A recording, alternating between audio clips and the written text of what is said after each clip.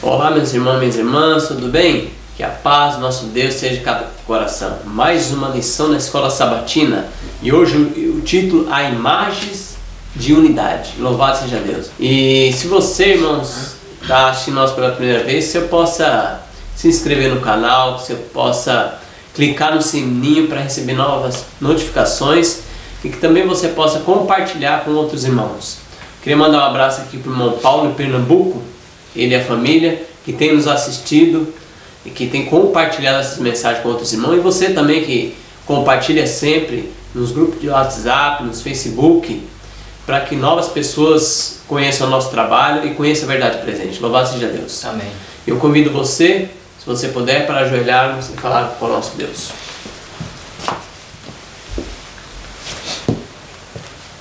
Senhor Deus Todo-Poderoso, Criador dos céus e da terra, louvamos a Teu nome, Senhor, no mais alto monte das alturas do céu. Amém, Senhor. Agradecendo mais oportunidades que Senhor nos dá de estudar a Sua Santa Palavra e, Deus, compartilhar ela com os outros irmãos para que possamos juntos crescer na fé e no conhecimento. Amém, Senhor. Que o Senhor possa abençoar, que o Senhor possa dar-nos o Espírito Santo para que possamos compreender, colocar em prática a nossa vida e abreviar a Tua volta, Deus.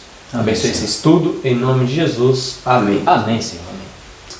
Que bênção, né? É estudar a palavra de Deus. Louvado seja Deus.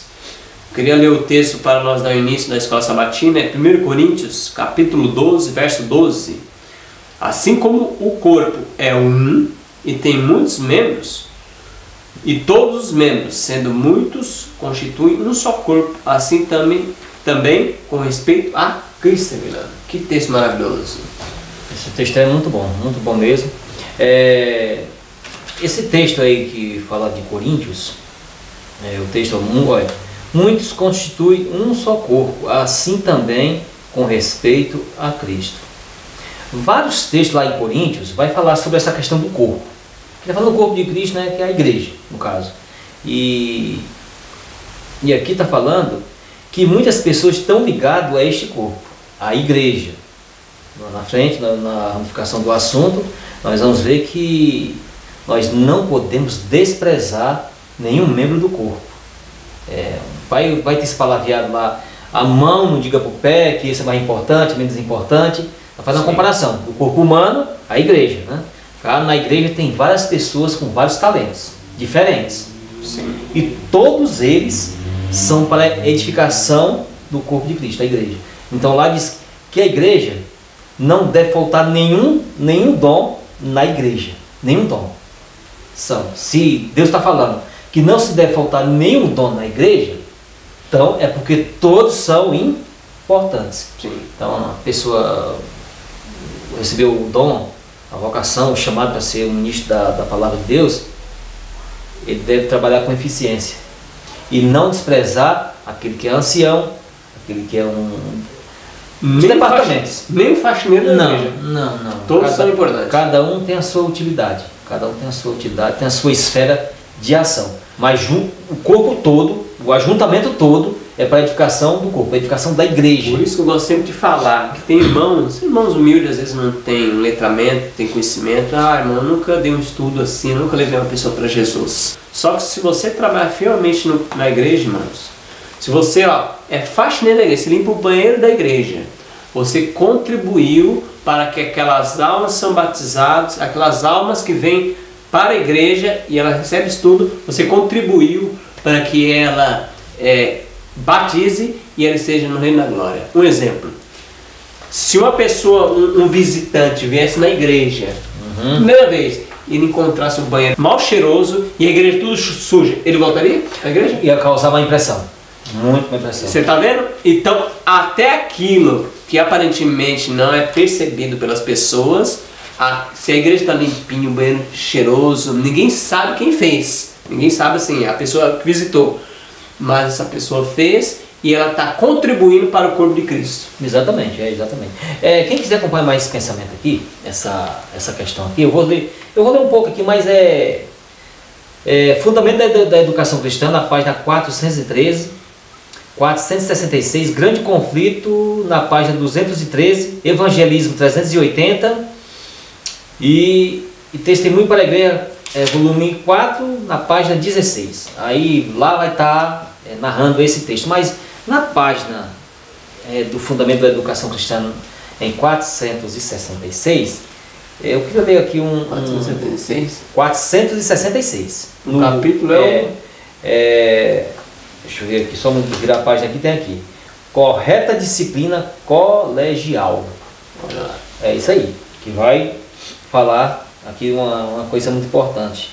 Aqui diz aqui, ó.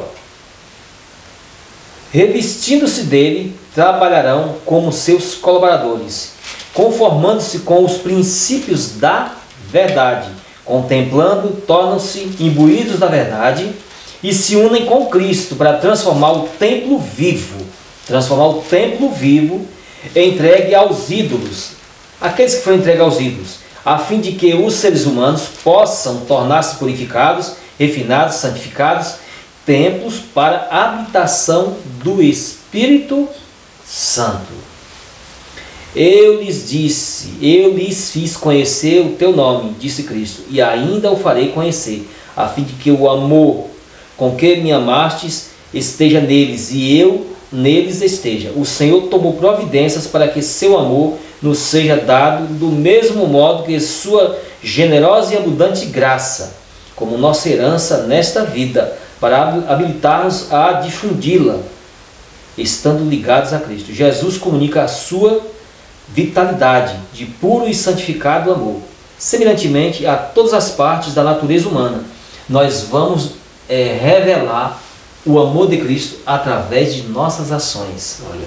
Através de nossas ações, aí o texto aqui está falando que os princípios que estão em volta, todas as pessoas que fazem parte do corpo de Cristo, eles vão revelar ao mundo, através da pureza, da santificação, da obediência, dos princípios da verdade, vão revelar ao mundo o amor de Cristo.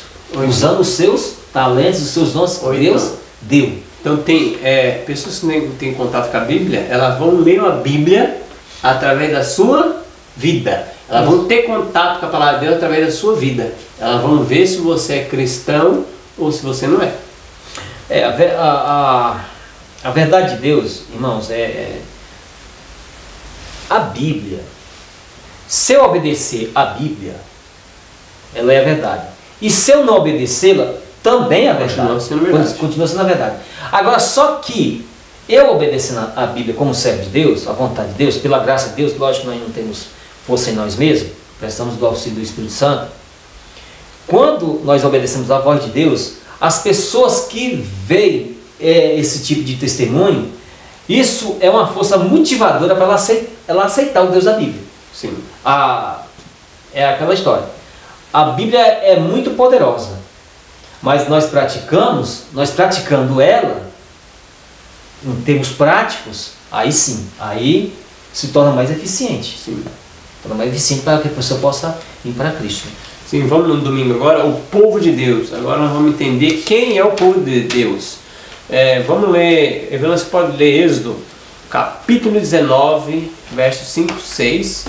Eu vou ler 1 Pedro 2, 9. No livro de Êxodo, capítulo 19, versículo 5, versículo 6, diz assim: Agora, pois, se diligentemente ouvirdes a minha voz e guardardes a minha aliança, então sereis a minha propriedade peculiar dentre todos os povos, porque toda a terra é minha. E vós me sereis um reino sacerdotal e um povo santo. Estas são as palavras que falarás aos filhos de Israel. Olha, 1 Pedro 2,9 é um texto bem conhecido. Vós, porém, sois a raça eleita, sacerdote real, nação santa, povo de propriedade exclusiva de Deus, a fim de proclamar as virtudes daquele que nos chamou das trevas para a sua maravilhosa luz. E Deuteronômio, capítulo 4, verso 20, diz assim, 4:20, olha que interessante o texto, irmão. Mas o Senhor vos tomou, e vos tirou da fornalha de ferro do Egito, para que ele seja povo de herança, como se vê hoje. E capítulo 7 de Deuteronômio, verso 6, diz assim, capítulo 7, verso 6. Olha que texto interessante, irmãos. Porque tu é povo santo, o Senhor teu Deus. O Senhor teu Deus te escolheu para que fosse o seu povo próprio de todos os povos que há sobre a terra. Então, irmãos, vamos discutir esse texto, irmão Evelano, que esse texto revela a condição do povo de Deus. Aí ele fala aqui nesse livro aqui, Patriarcas e Profetas, na página 313, 314, irmão, e 371 também fala. Então aqui tem vários textos, nós não vamos ler. Êxodo 31, verso 17, verso 13, verso 14. E tem Êxodo 29, verso 45 e 43. Êxodo 32, verso 15, verso 16. E a irmã aqui vai narrar esses textos, comentar esses textos aqui. Aqui eu vou ler só pequenas frases aqui, depois vocês vão ler a paginação por completo aí, né? De uma raça de escravos, os israelitas haviam sido exaltados acima de todos os povos, para serem o tesouro peculiar do Rei dos Reis, do Rei do Universo. Deus os separa do mundo, a fim de que lhes pudesse confiar um sagrado depósito. Deles fizera os guardas de sua lei, e propunha-se, por meio deles, conservar entre os homens o seu conhecimento. Assim a luz do céu resplandeceria a um mundo rodeado de trevas, e ouvir-se-á uma voz apelando para todos os povos para voltarem de sua idolatria a fim de servirem ao Deus vivos. Se os israelitas fossem fiéis ao seu encargo, tornar-se-iam um poder no mundo. Deus seria a sua defesa, e ele os levaria acima de todas as outras nações. Sua luz e verdade seriam reveladas por meio deles, e achar-se-iam sobre o seu governo sábio e santo, como um exemplo da superioridade de seu culto sobre toda forma de idolatria. Qual que é o capítulo? Esse capítulo aqui é Israel recebe a lei. Então, novamente, Deus ratificando aí seu concerto com o seu povo e mostrando a sua vontade, como eles devem proceder. E alguns, às vezes, hoje em dia, até hoje, entre nós adventistas, aí citam aquele texto que eu li em 1 Pedro 2,9, vós sois a nação eleita, sacerdócio real, então o povo, nós adventistas baixo no peito, nós somos povo, sacerdote real, nação santa. Só que tem um texto na Meditação Matinal de 1974, na página 46, Maravilhosa Graça de Deus. A meditação diz assim, ó: contemplando Jesus, obedecendo suas ordens, crescerão no conhecimento de Deus e de Jesus Cristo, a quem ele enviou. Assim tornaram-se mudados em sua imagem, de caráter para caráter, até que ficaram distintos do mundo, e deles podem ser escrito, ou seja, se as pessoas saírem do mundo, transformar em caráter, vai ser escrito isso de nós, ó: vós sois geração eleita, sacerdócio real, nação santa, povo adquirido, para que anuncieis as virtudes daquele que vos chamou das trevas para a sua maravilhosa luz, vós que outro tempo não eres povo, mas agora sois povo de Deus. Então, quando a pessoa cresce no conhecimento, aqui está dizendo, na graça de Jesus, tornando mudados a sua imagem de caráter, em caráter, até ficar distinto do mundo.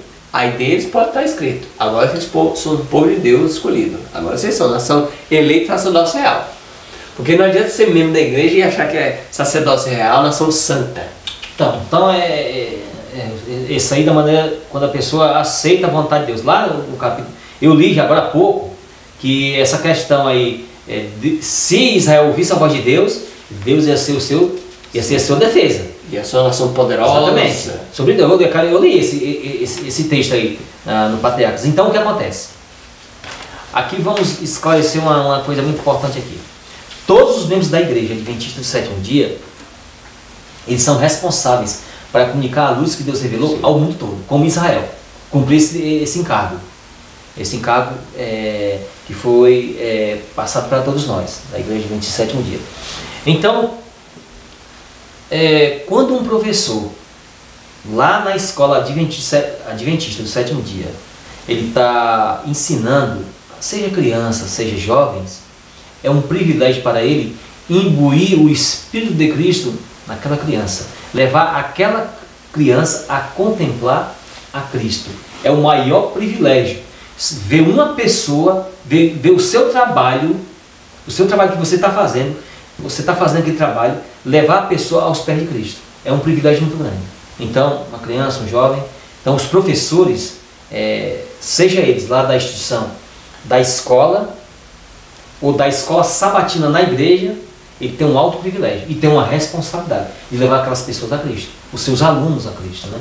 Ele é responsável por isso. E nós, de levar a mensagem como um todo ao mundo, cada membro da igreja, né? E isso que o Evelano está falando, se nós não for nosso pensamento fazer isso, olha o que vai acontecer conosco. Esse 1 para a Igreja, volume 8, página 14. Ó. Se os que professam crer em Cristo como seu Salvador só atingirem a norma baixa da medida mundana, a igreja deixará de produzir a colheita farta que Deus espera. Aí sabe o que vai estar escrito entre nós? Achado em falta. Daniel 5, capítulo 5, verso 27. Será escrito em seu registro: isto foi achado em falta. Se a gente não atingir essa norma. Então ele está falando que nós temos que, não é atingir a norma do mundo. Um exemplo, as pessoas olham um jovem assim e falam: olha que jovem legal na igreja, ele não fuma droga, ele não bebe, ele não vai para salão, ele já está uma bênção. Irmão, isso é a norma do mundo. Tem jovens que não conhecem Jesus, que família não mas são uma família conservadora, que o filho também não mata, não rouba, não fuma, não se prostitui. Do mundo. Então, irmão, nossa norma não é essa. Nossa norma é ser semelhante ao caráter de Cristo, é crescer mais do que isso. Senão não pode atingir essa norma, tem que crescer mais. Para a glória de Deus. O nosso aspecto espiritual, o nosso padrão, as instruções de Deus, que é revelado na Bíblia e no Espírito de Profecia, é seguir a Cristo. Não é uma pessoa, embora isso seja bom, seja bom, as pessoas terem esses princípios, é muito bom. Mesmo que não seja cristão, a gente vê bons exemplos, alguns princípios que são compatíveis com a instrução bíblica. São compatíveis. Não que é o padrão, mas são compatíveis com aquilo que está escrito na Bíblia, né? Tem algumas pessoas que têm educação, mesmo não conhecendo a Bíblia, o Espírito de Profecia, a Bíblia e muitas outras instruções, mas pela revelação da natureza, pela educação que os seus pais, de maneira assim coerentes, deram, né? Eles seguem coisas que colaboram para a paz do mundo, né? Colaboram. E só entender que o padrão nosso não é o mundo. Meu filho, minha filha, ou minha família está melhor do que a do vizinho, que não conhece Jesus. Não tem que se comparar a eles. Não. Mas comparar a palavra de Deus, Bíblia e Espírito Santo. Aí nós vamos ver se nós estamos bem ou não, espiritualmente. Tem alguns textos aqui que eu quero dar para os irmãos aqui. Irmãos, eu notei aqui na minha lição. Eu já falei para vocês do Patriarcas e Profetas na página 314, 371, 492 e 607. E o Comentário Bíblico Adventista na página 1180 a 181. E também Testemunho para a Igreja, volume 2, na página 450. Fundamento da Educação Cristã, 505 a 506. Essas páginas são aqui nesse texto que nós estamos comentando, né? E tem outro texto aqui, eu não vou ler, mas na Patriarcas e Profetas, na página 465. Esses textos que eu dei para vocês aqui, que vocês quiserem ler, é de muita valia, porque expande muito esse pensamento aqui da lição.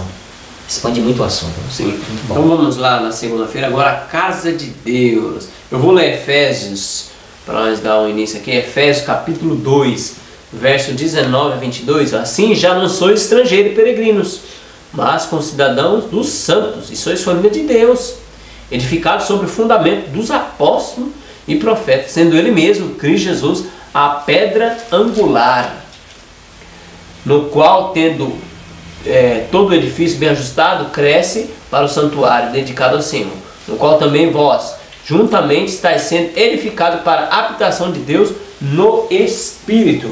Então, quais ideias importantes Paulo enfatizou nessa passagem?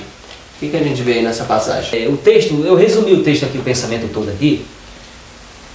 Nós somos templo, nós somos feitos morada de Deus. Deus, ele quer morar em nós. Templo, nós somos o templo do Espírito Santo. Então Deus quer fazer morada em todos nós. Então, aqui se você pegar na página 416 do Grande Conflito, olha o que diz aqui, como é interessante esse texto. Deus amou o mundo de tal maneira que deu seu Filho unigênito, para que todo que nele crê não pereça, mas tenha a vida eterna. João 3, verso 16. A pergunta: que é o santuário? A pergunta é esta. É claramente respondido nas Escrituras. O termo santuário, conforme é empregado na Bíblia, refere-se primeiramente ao tabernáculo, construído por Moisés, como figura das coisas celestiais, tal, ao verdadeiro, do céu, tal. A morte de Cristo terminou o serviço típico, o verdadeiro tabernáculo no céu, o santuário. E como a profecia de Daniel se cumpriu, e se cumpre nesta dispensação, o santuário a que ela se refere deve ser o santuário do novo concerto. Do novo concerto, né? Aí vai falar, por muitos séculos havia santuário na terra. E vai dizer, as 2.300 estados de manhã, vai falar. A questão importante, porém, ainda está para ser respondida. Que é a purificação do santuário? O que houve? Irmãos, o santuário lá, o literal, ele não era purificado? Ele não era purificado? Sim, sim. O santuário era purificado. Tinha lá um ritual tal, um dia da expiação que era purificado.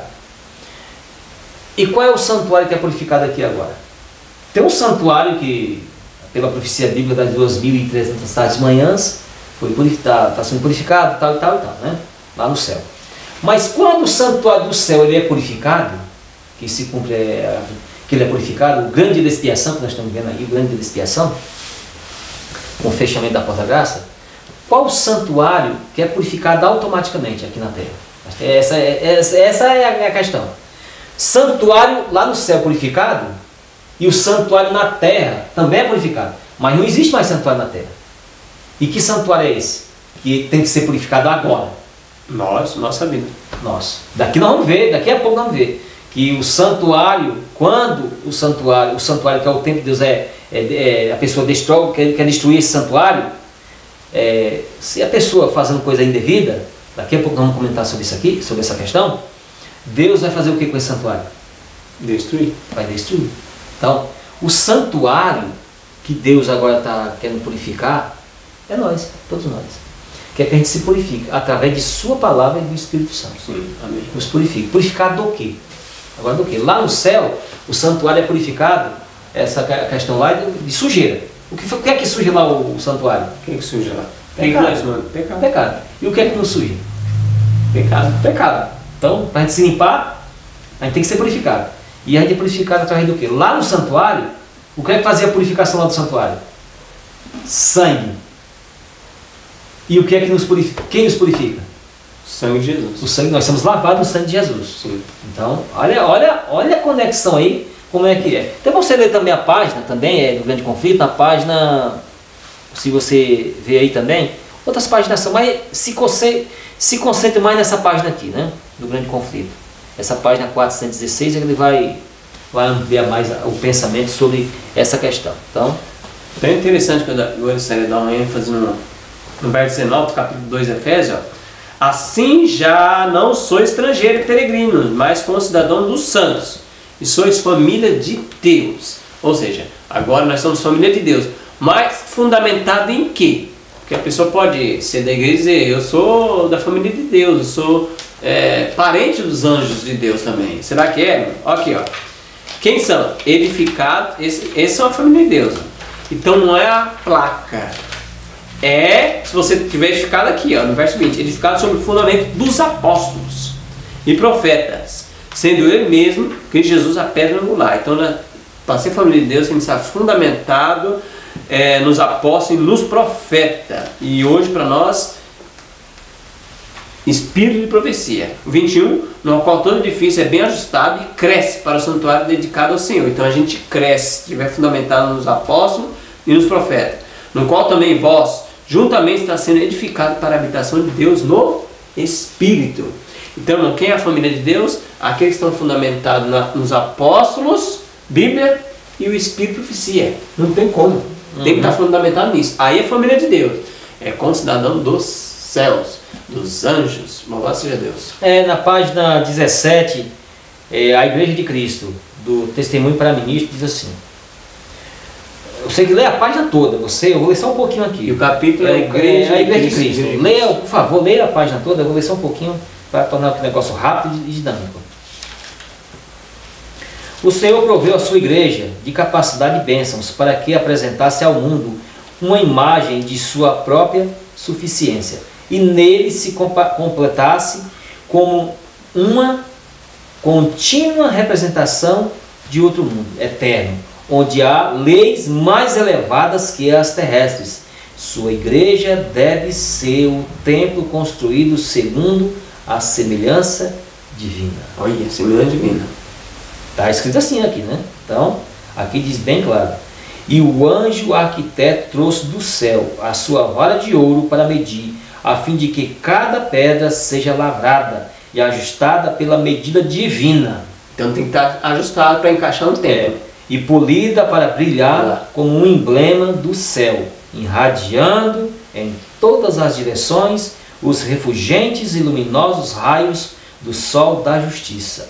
A igreja há de ser alimentada com o maná do céu e guardada unicamente sob a proteção de sua graça, vestida com a completa armadura de luz e justiça, ela entra em seu conflito final. Amém.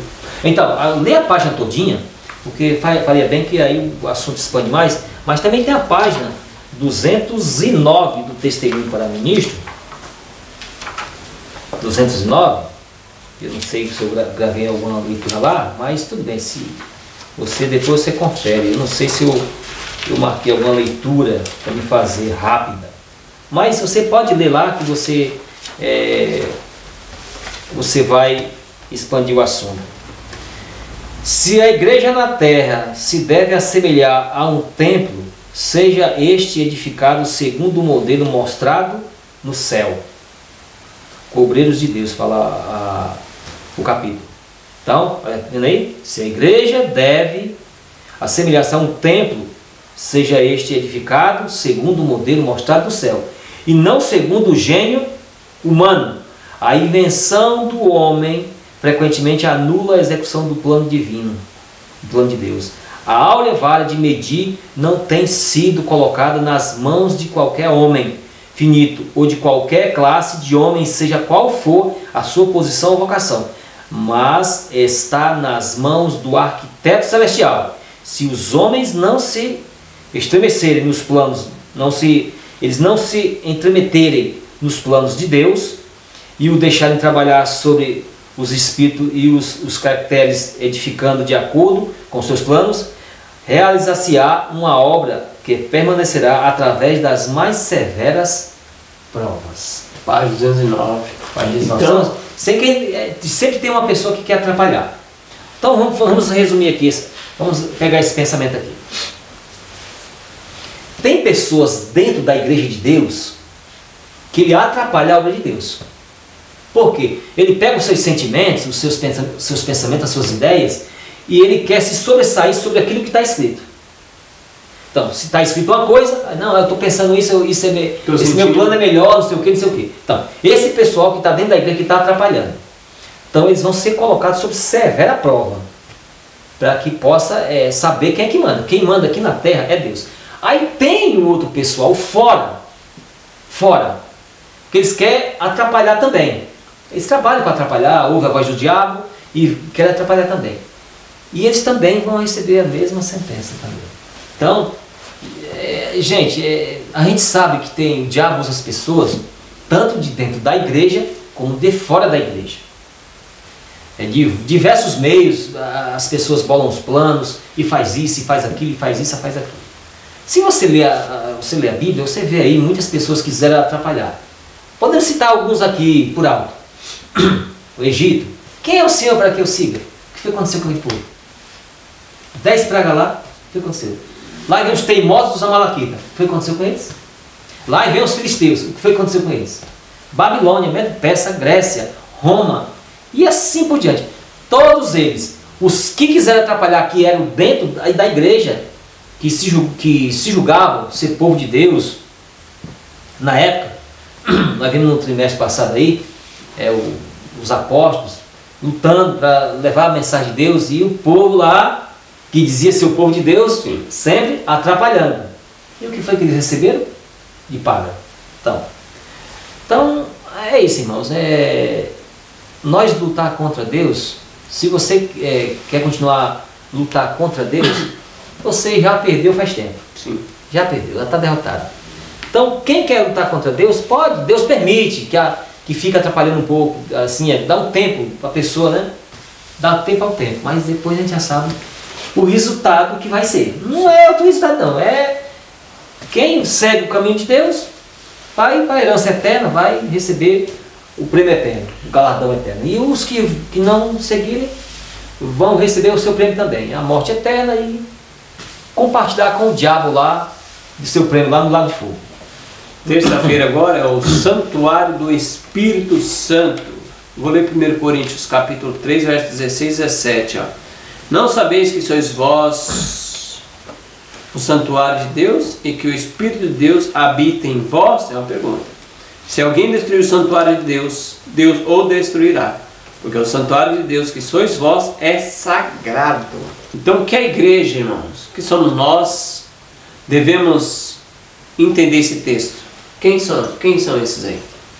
Aqui a questão do santuário de Deus, aqui, tem que tomar um cuidado aqui, porque é o seguinte, aqui tem uma sentença aqui, uma sentença forte, muito forte aqui, que fala sobre a morada de Deus.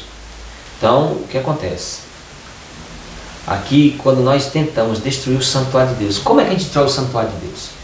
A gente destrói o santuário de Deus consumindo coisas indevidas, no termo geral, chamadas janelas da alma. As janelas da alma que a gente deve proteger, né? O que a gente ouve, lê, vê, essas coisas, isso suja o santuário e destrói o santuário de Deus. A música, essa questão. Mas, indo a fundo aqui, se você quiser acompanhar esse pensamento, irmãos, aqui, na página Fundamento da Educação Cristã, na página 466. Minha consagração hoje, 281 e também 288. E refletindo a Cristo, na página 107 a 113, 165, todos esses termos aí utilizado aí para falar sobre essa questão. Mas eu vou fazer uma pequena leitura do livro Patriarcas e Profetas. Mas antes de fazer essas leituras, eu quero dizer uma coisa aqui aos irmãos.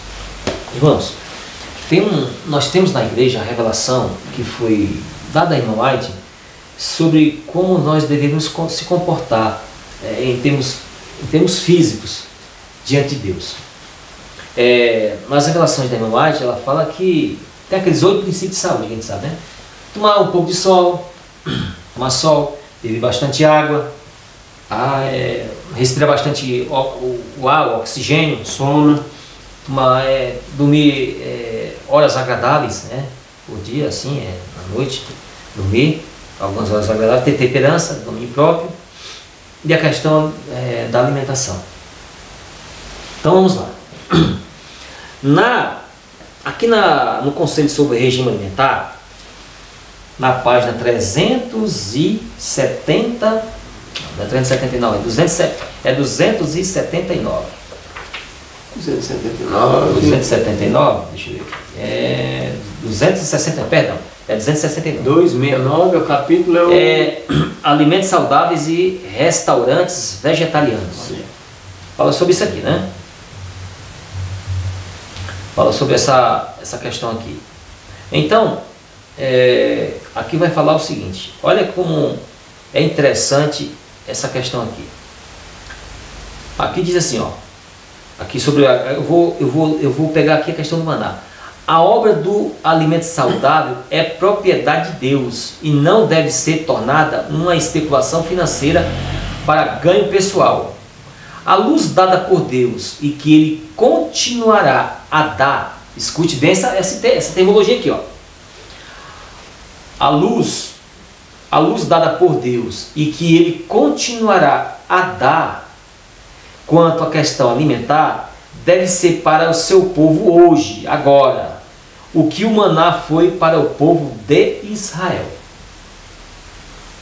O maná caía do céu, e foi dito ao povo que o colhesse e preparasse para a comida. Assim, nos diferentes países do mundo, será comunicada a luz ao povo do Senhor, e serão preparados alimentos saudáveis, adequados a esses países. Os membros de toda a igreja devem cultivar o tato e a habilidade que Deus lhes der.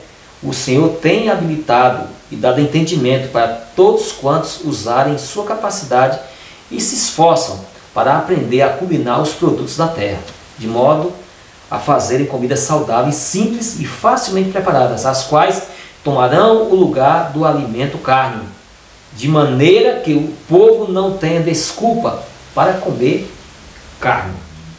Então, aqui está dizendo o quê? Vamos lá entender esse negócio aqui. O texto foi bem claro.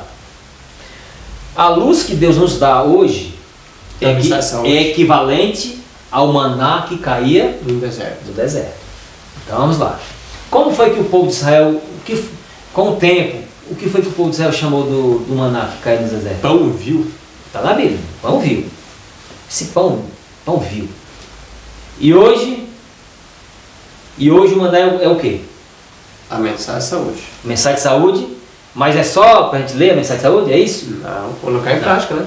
Então, o que o maná foi lá no deserto, para os israelitas, as instruções de mensagem de saúde hoje e a prática delas é equivalente ao maná lá. Então Deus derrama o seu maná através da sua revelação. Sim. As suas instruções põe em prática é equivalente ao maná. Então podemos dizer que o maná hoje está caindo hoje de novo.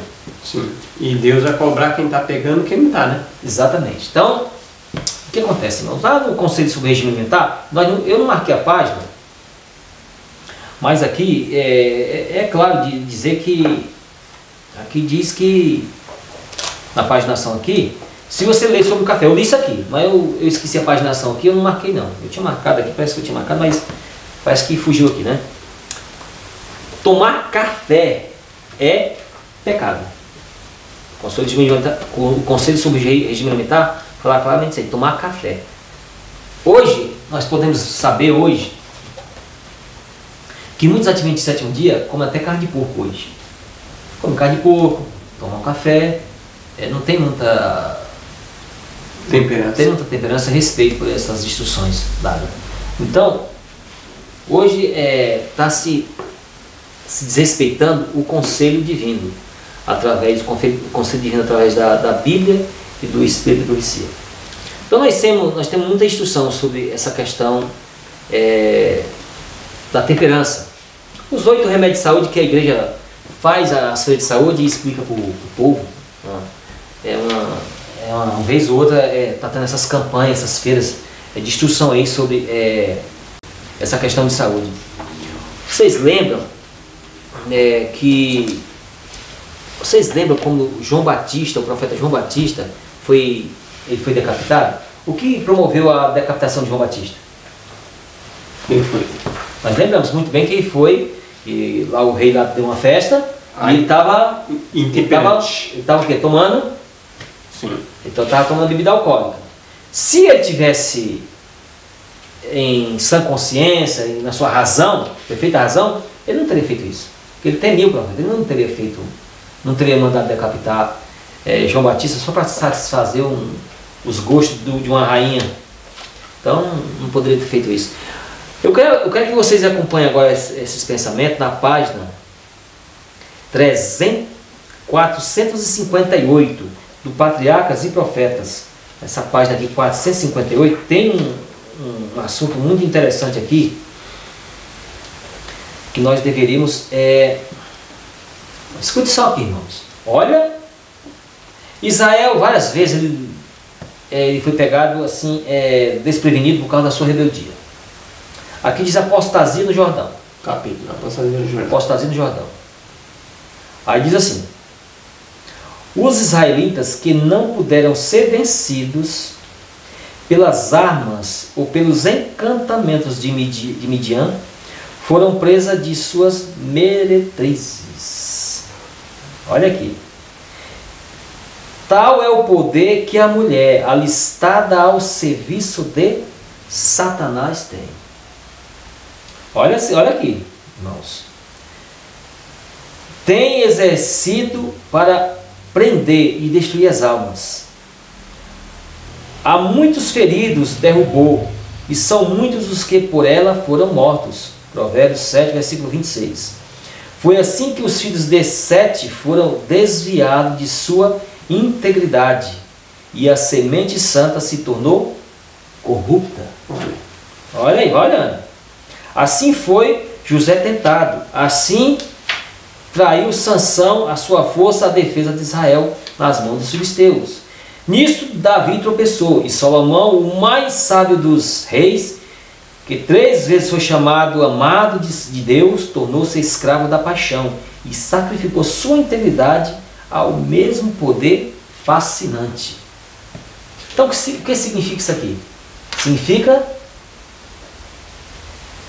intemperança. Intemperança. Só para dar ênfase no que você falou do café, parte 75 do livro Temperança, olha o que fala: o regime e as bebidas estimulantes dessa época não são condescendentes ao melhor estado de saúde. Chá, que é o chá que tem cafeína, café e fumo. Olha que ela coloca tudo junto no mesmo bloco. Ó, café e fumo são todos estimulantes e contêm venenos. Então são estimulantes. Então estimula. Então, irmãos, cuidado com o café. Cuidado com o café. Na página aqui 19, dando comentário desse texto, 1 Coríntios 3, 16 e 17, olha só o que diz, ó. Vai fazer uma aplicação. Porque alguns vão dizer que esse santuário de Deus é capítulo 3 de Coríntios, 1 Coríntios 3, 16, vai falar, não, é igreja. Pode ser, é igreja também, irmão. Mas a igreja não é o prédio só, porque se todo mundo sai e vai embora, aquele prédio não vale de nada.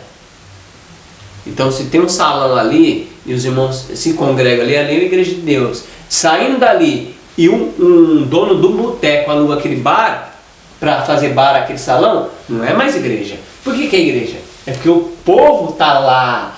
Ao povo sair ali e foi alugar outro lugar, e aquele lugar foi alugado para fazer um bar, ali não é mais igreja. Então a igreja são as pessoas reunidas. Olha o que ela vai falar aqui, ó. Nenhum cristão ingere comida ou bebida que lhe embote os sentidos, ou que atue de tal maneira sobre o sistema nervoso que o faça degradar-se, ou inabilite para utilidade. O templo de Deus não deve ser absolutamente contaminado. As faculdades da mente e do corpo devem ser conservadas em saúde, de modo a serem empregadas para a glória de Deus. Então a irmã Arte, o Espírito Santo revelou ela que nós somos o templo de Deus, nós somos a casa e a morada de Deus, como você leu vários textos aí, nós. Então, exatamente, então, inclusive, todos nós devemos observar essas recomendações divinas, mas sobre a liderança da igreja, como recai maior responsabilidade, quem é exigido maior responsabilidade precisa de maior lucidez mental, no caso. Sim. Lucidez na mente, né? Clareza. Então, os ministros fariam muito bem estudar esse livro, Testemunho para Ministros, e também o conceito sobre regime alimentar, e esses livros, né? E os próprios ministros de Deus, hoje na igreja, os pastores adventistas, os pastores, eles devem ser o primeiro a tomar essa dianteira. Sim, são os pastores. A primeiro dar testemunho em viva voz, na prática do dia a dia.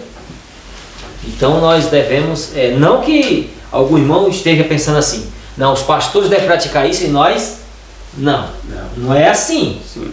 Todos temos que praticar a temperança, todos. A mensagem é para todos. Mas com as pessoas que têm maior responsabilidade, é mais exigido dela, no caso, de ela precisar de mais lucidez. Como ela está direcionando a igreja. Exatamente. Precisa ter mais assim, lucidez da mente. Sim. Para poder liderar de maneira mais eficiente. Conselho sobre regime alimentar, página 428, eu não vou ler, mas vocês podem anotar. Vai falar que não pode nem tocar no café. Agora, 430, eu vou ler 3 linhas aqui, irmãos. 430. O capítulo é bebidas. Ó, quando ao chá, que é o chá que tem cafeína, ao café, Então a gente deve pegar aqui, irmão, o princípio, porque alguns falam assim, eu não tomo café, mas tomo Coca-Cola. Aqui é o princípio, o que ela está falando aqui? Que tem cafeína, que é estimulante. Todo produto que tem cafeína cai fora. Então o chá, qual é o chá? Não é o chá erva cidreira, é o chá com cafeína. Chá, café e fumo.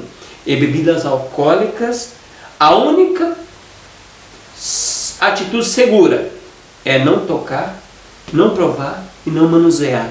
Então ela fala aqui que não pode nem ficar tocando, nem manusear, nem ficar mexendo para lá, é a única maneira segura, não, nem pegar. Então se você tem um comércio, coisa, você não deve nem vender, nem tocar. Nós vai na mercearia para não tocar. Aqui ó, não tocar, não provar, não manusear. Isso é seguro para nós, cuidado. Seguro. Tá vendo como que é terrível, irmãos? Então devemos tomar cuidado, porque hoje nossa igreja com esse pós-modernismo, o que acontece? Irmão, mas café já estamos tomando, igual a irmã Evelane citou, carne de porco, já estamos comendo pururuca, já estamos comendo gelatina, que é feita da raspa do couro do porco, dos ossos, já estamos comendo coisa que não devia. Então cuidado, irmãos, vamos vigiar, viu? Em nome de Jesus. E a sentença, aquele que destruir o templo de Deus, Deus o destruirá. Então tem muitas pessoas que ainda tomam vinho hoje, né? Muita adventista que toma vinho. Às vezes tomam até uma tal de cerveja sem álcool. Sem álcool. Cerveja sem álcool. Eu vou até mostrar para os irmãos aqui, ó. Eu colei bem na capinha desse livro aqui, bem na contracapa, temperança. Aqui, ó. Cerveja sem álcool. Olha aqui, diz que eu tirei de uma revista mundana. Se você toma algum medicamento que não pode ser consumido junto com álcool, é melhor saber que a maioria das cervejas rotuladas sem álcool possuem sim teor alcoólico, embora pequeno. Aqueles que determinam a quantidade de álcool, eles falam assim, ó, se tem uma quantidade de álcool, não vamos pôr como bebida alcoólica.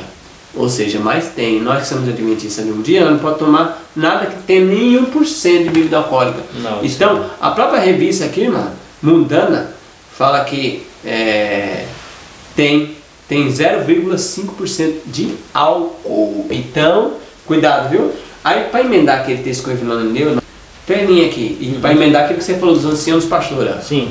Página 53, está no Conselho sobre Regime Alimentar, no capítulo Regime e Espiritualidade.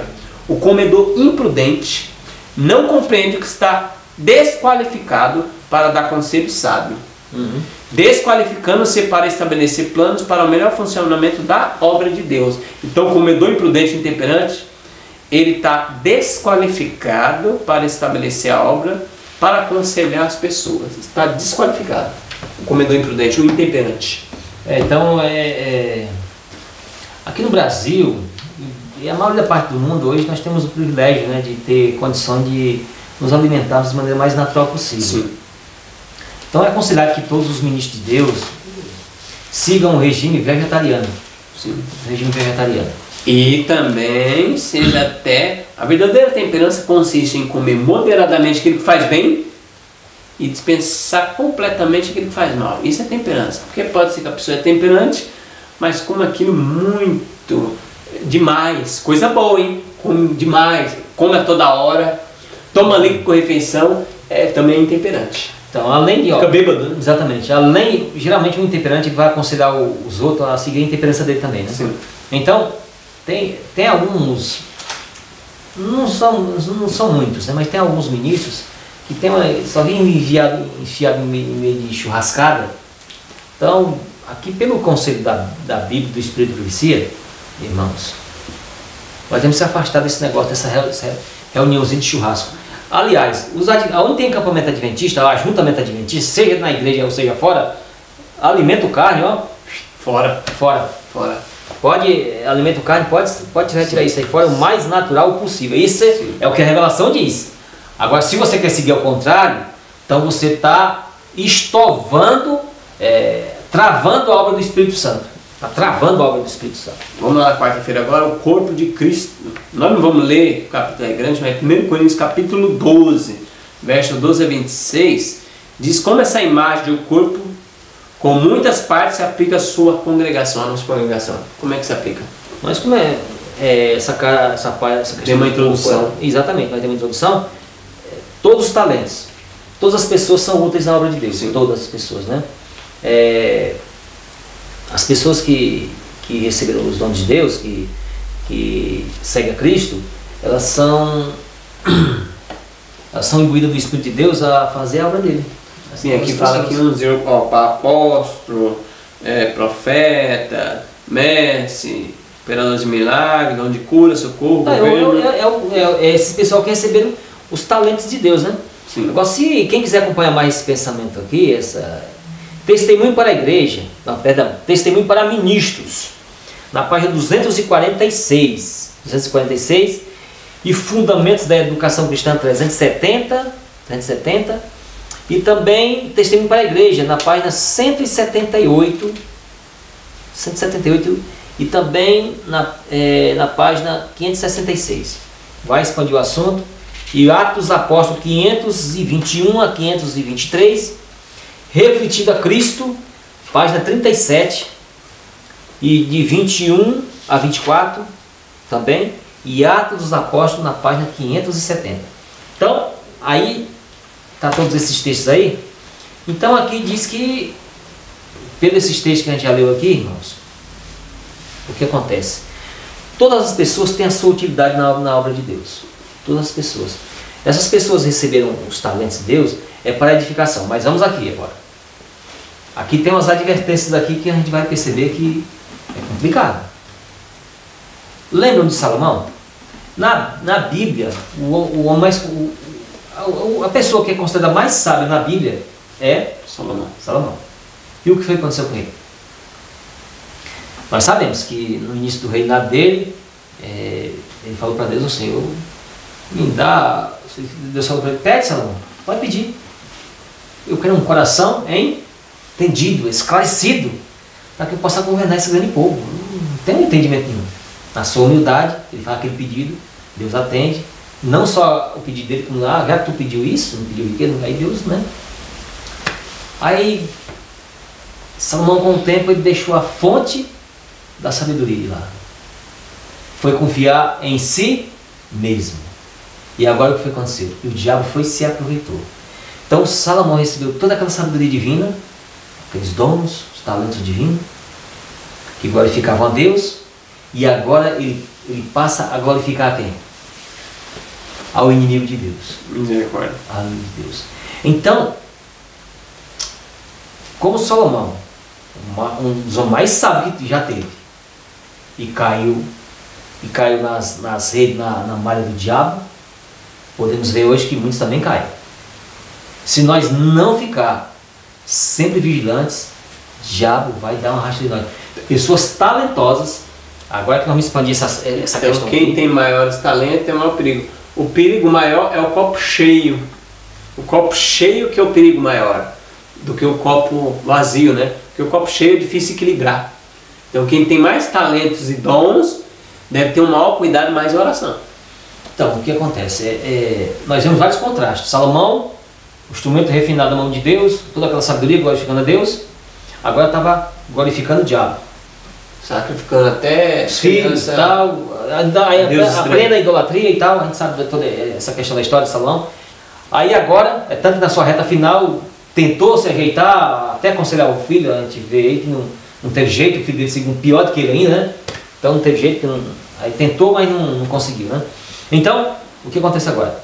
Aí Paulo, um instrumento da mão do diabo, se torna um instrumento refinado da mão de Deus. Você vê os talentos e tal, todos aqueles dons. Agora está glorificando a Deus. Agora nós recebemos os dons, os talentos de Deus. Vamos dar um exemplo. Tem pessoas aí que têm um dom de explanar a palavra de Deus como ninguém. É uma coisa maravilhosa, linda, maravilhosa. Então o diabo vai atrás para tentar manipular aquela pessoa. Se a pessoa não vigiar, aí aquele talento, aquela habilidade que ela tem, que era para ser uma bênção, vai se inverter. Aí é um problemão. Aí ele, de vez ele ficar as pessoas na santificação, ele leva as pessoas a idolatria. E a perdição. Como Salomão levou. E a perdição. Exatamente. Com aquela filosofia, paz, segurança. Exatamente. Aí vai acontecer uma tragédia espiritual grande. O que está acontecendo hoje? Pessoas que têm um talento natural de cantar. Sim. Talento natural de cantar. Hoje na igreja se tornou uma verdadeira idolatria. Show, né? Show. É um show que ele show gospel. É um show, show gospel que eles chamam, né? Então é show. E show, esse show vai glorificar quem? O homem. O homem. Você quando se torna um ídolo, você tá chamando o povo para quê? Para idolatria. Se é um ídolo, então é um idólatra. Sim. Então a idolatria. Então, essas pessoas aí, em vez de seguir o caminho de Deus com humildade, com simplicidade, todos nós corremos esse risco. Então, todos nós precisamos tomar um certo cuidado. Lembra aquele texto que diz assim? Aquele que pensa que está em pé, ore que não cai. Naquela paginação que eu estava lendo lá sobre a questão das mulheres, que Israel caiu, tem esse pensamento lá. Então, lá fala, aquele que pensa que está em pé, ore que não caia. Então, tomar cuidado com isso aí. Vigiar, porque nós estamos aqui agora.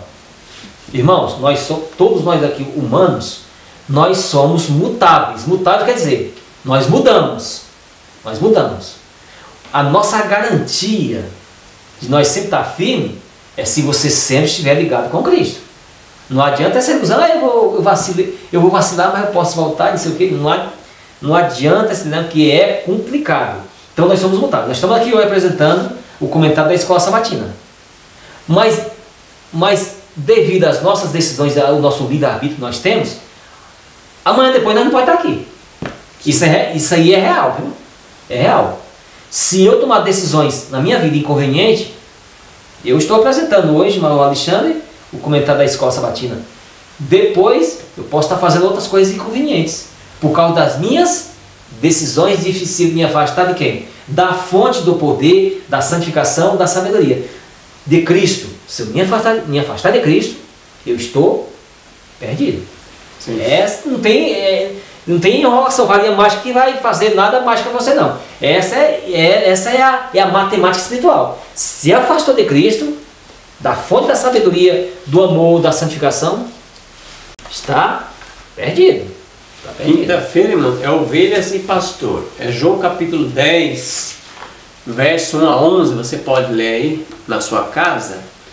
E aqui tem uma perguntinha bem interessante para nós. Qual é o aspecto dessa metáfora da igreja com aprisco fala da unidade? Ia falar para nós ler até Salmo 23, o Senhor meu pastor nada não me faltará. E o capítulo 10 vai falar Jesus, o bom pastor. Tem uma página que eu separei aqui, mas eu vou dar logo as páginas para vocês aqui. Testemunho para a igreja, no volume 5, na página 346, Fundamento da Educação Cristã, 271, 213, Patriarcas e Profetas, na página 191, e Testemunho para a Igreja, na página 142, e Testemunho para a Ministra, na página 158, é qual eu vou pedir para o Alexandre nos acompanhar aqui, Alexandre, essa paginação, enquanto eu pego aqui essa página aqui, para ministro? 158. Como eu estava falando sobre aquela questão do pensamento, nessa mesma página que eu falei aqui, na página 191 do Patriarcas e Profetas, você pode ler lá. Eu vou ler só um pouquinho aqui. Todos os que consideram como uma tarefa desagradável aos cuidados e encargos que caem, por sorte, ao fiel pastor, escute só. Depois você lê a página todinha, que aí o pensamento é mais ampliado, né? Todos esses que acham que é desagradável são reprovados pelo apóstolo, não por força, mas voluntariamente, nem por top ganância, mas de ânimo pronto. A todos os servos assim infiéis, o pastor-chefe de boa vontade dispensará. A igreja de Cristo foi comprada com o seu sangue, e cada pastor deve compenetar-se de que as ovelhas sob seu cuidado custaram um sacrifício infinito. Então, e todos serão chamados a prestar contas estritas de seu ministério. O mestre exigirá de cada pastor onde está o teu rebanho, onde está o rebanho que se te deu e as ovelhas de tua glória. Aquele que foi encontrado fiel receberá um rico galardão. Quando aparecer o sumo pastor, diz o apóstolo, alcançareis a incorruptível coroa de glória. Então, pastores, ministros, aqui é a promessa divina para você. Siga fiel naquilo que Deus está pedindo a você, e você vai receber a coroa de glória. Às vezes muitos pastores são criticados na igreja. Eu conheci muitos pastores, os pastores muito dinâmicos assim, e fiel na igreja de 27º dia. Esses pastores foram duramente criticados, mas eles não abandonaram o seu dever não, eles seguiram a norma divina, e graças a Deus esses homens eles foram sustentados pelo poder de Cristo. Amém. Então, irmãos, os pastores adventistas, eles têm uma grande responsabilidade, um grande privilégio que Deus deu a cada um deles, né? O talento, o dom, e se eles seguirem até o fim de suas carreiras, vão receber uma coroa incorruptível, a coroa da glória. Amém. De Deus. Mas os infiéis, quem, pastor adventista que é infiel do 7º dia agora, hoje que é infiel, o conselho é esse: se arrependa, Deus o perdoará, e segure na mão de Jesus e vá avante novamente. Agora, se não quer seguir a vontade de Deus naquilo que ele está pedindo, então seria melhor desistir do ministério, porque vai seguir uma carreira, passar 30 anos, 40 anos no ministério, atrapalhando a obra de Deus. Vamos terminar o estudo com esse texto, Testemunho para Ministro, página 158. É o capítulo, um solene apelo para os ministros. Olha o que fala aqui, ó. Muitos dos judeus foram e ouviram a Cristo revelar os mistérios da salvação, mas não foram para aprender. Olha só, não foram para aprender, foram para criticar, para apanhá-lo em qualquer incoerência, ou seja, para ver se pega ele em alguma palavra fora, para terem algo que encheu o povo de preconceitos. Olha que coisa terrível, irmãos. Estavam contentes com o seu conhecimento, os judeus, a liderança judaica, mas os filhos de Deus devem conhecer a voz do verdadeiro pastor. Não é este um tempo em que seria muitíssimo próprio jejuar e orar perante Deus? Faz a aplicação para nós. Estamos em perigo de discordar, em perigo de tomar partido no ponto controvertido. E não deveríamos nos buscar a Deus fervorosamente com combinação da alma para podermos saber o que é a verdade? Então ela aplica a história, irmão, do judeu, da liderança judaica com Cristo, que iam só para ver Jesus falar, para ver se achava alguma coisa para apanhá-lo e criticá-lo. E ela faz uma aplicação para nós, que esse é tempo de jejuar e orar, para a gente saber o que é verdade. Se surge algum ponto controverso, ou o irmão pegou A, outro pegou B, e rapaz, para onde que eu vou? O que eu tenho que fazer? Não é seguir, é porque ele é legal e está muito tempo na obra, não. Eu tenho que orar a Deus, humilhação, e perguntar para Deus o que é verdade. E nós só vamos achar a verdade na Bíblia e no Espírito profecia. Exatamente. Como eu apresentei o texto aí, que Deus falando a promessa aí que ele tem para os pastores fiéis, que vai receber uma coroa incorruptível e que vai para a eternidade, tem o privilégio de andar com Jesus. Mas também tem alguns textos na Bíblia aqui que falam de algumas coisas muito sérias. Ai do pastor inútil, Zacarias 11, verso 17, que abandona o rebanho, a espada cairá sobre o seu braço e sobre o seu olho direito, e o seu braço completamente secará, e o seu olho direito completamente se escurecerá. Então, irmãos, os pastores adventistas têm que tomar a dianteira da obra de Deus e levar a obra adiante, de maneira fiel como Deus manda. Não ficar com invencionismo teológico. A Bíblia diz uma coisa, o Espírito de profecia, ela não contradiz o que a Bíblia está falando. Então, se a Bíblia e o Espírito de profecia faz uma determinada recomendação, por que é que o pastor vai recomendar para a sua igreja uma coisa totalmente contrária àquilo que a Bíblia está falando? Vamos dar um exemplo. A alimentação. O pastor de 27º dia, em qualquer lugar da terra, ele tem que aconselhar seus membros a seguir um regime temperante, livre de alimentos carnes, bebidas alcoólicas e tudo mais, aquilo que é nocivo à saúde. E aqueles oito remédios de saúde, essa questão dos princípios de saúde, ele tem que tomar a dianteira, o pastor tem que tomar a dianteira. E não aconselhar o contrário, isso não. Aí ele está sendo infiel. E a promessa para o infiel já sabe.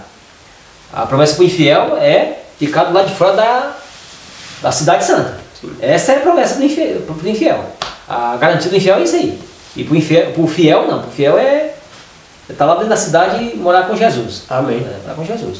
E todos os irmãos, seja líder ou não, seja uma pessoa de grande responsabilidade na igreja ou não, ou pequena responsabilidade, se ensinar o contrário, é infiel do mesmo jeito. Sim. Então, irmãos, que Deus abençoe você, que Deus abençoe todos nós, que nós possamos crescer na graça, em santidade, perante Deus e perante os homens. E que você possa compartilhar essa mensagem com outros irmãos, que você possa se inscrever no canal, que você possa comentar aí embaixo o que você está achando da lição. Vamos fazer a oração? E aqueles que puderem, possam orar conosco. Nosso Deus, nosso Pai, nós te agradecemos por esse momento agradável aqui, Senhor. Eu te peço, Pai, que essa gravação os irmãos venham assistir e venham receber em seus corações, pelo teu poder, Pai, que possa assim influenciar pessoas a seguir a tua verdade sagrada como o Senhor tanto deseja, Senhor. Amém, Deus. Nos ajude a todos nós também, Pai, que fazemos o comentário aqui, que a nossa mente seja mais e mais esclarecida pelo teu Santo Espírito, Senhor. Nos ajude, Pai, assim nós seguirmos os textos da tua palavra de maneira bem fiel e digna de tua palavra, Senhor. Eu te rogo a tua bênção, o teu amor para com todos nós, os nossos irmãos que estão assistindo também ao comentário da lição e todas as pessoas também que não são da igreja, que possam receber em seus corações também a tua palavra através da influência do teu Santo Espírito, Senhor. Amém. Nos dá, Pai, poder, nos dá força moral para te seguir até o fim de nossas vidas, pelo teu poder, por tua graça e pelo teu amor. Em Cristo Jesus nós te rogamos essa bênção para todos nós. Amém, Senhor. Amém.